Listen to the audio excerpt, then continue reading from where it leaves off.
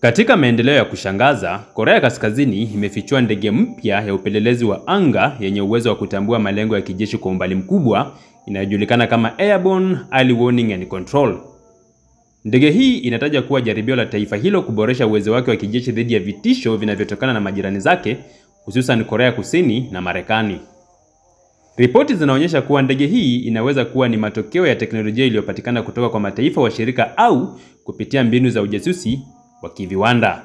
Wachambuzi wa masuala ya kijeshi wanaamini kuwa Korea Kaskazini inaweza kuwa imetegemea miundo ya zamani kutoka Urusi au China na kuiboresha kwa kutumia vifaa vya ndani. Picha za satellite na ripoti za kiintelijensia zinaonyesha kuwa ndege hii ina mfumo wa rada wenye uwezo wa kugundua ndege za kivita, makombora na hata vitisho vya ardhini kwa wakati halisi. Ikiwa na mfumo huu, Korea Kaskazini inaweza kuimarisha uwezo wake wa kuongoza mashambulizi na kujilinda dhidi ya mashambulizi ya ghafla.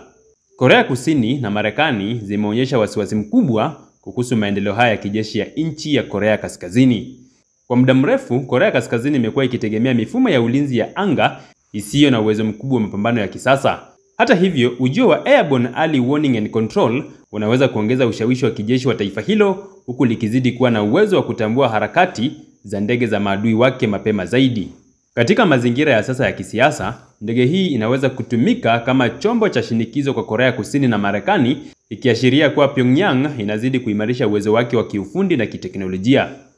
Hii inaweza kusababisha mbio mpya za silaha katika rasi ya Korea, huku Korea Kusini ikilazimika kuongeza uwekezaji katika mifumo yake ya ulinzi wa anga.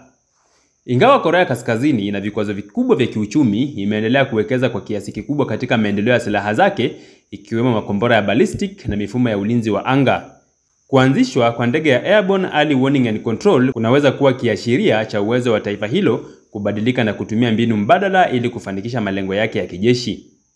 Matarajio ni kwamba Korea Kaskazini itaendelea kuboresha ndege hii, pengine kwa kushirikiana na washirika wake wa karibu kama China au kupitia njia zisizo rasmi.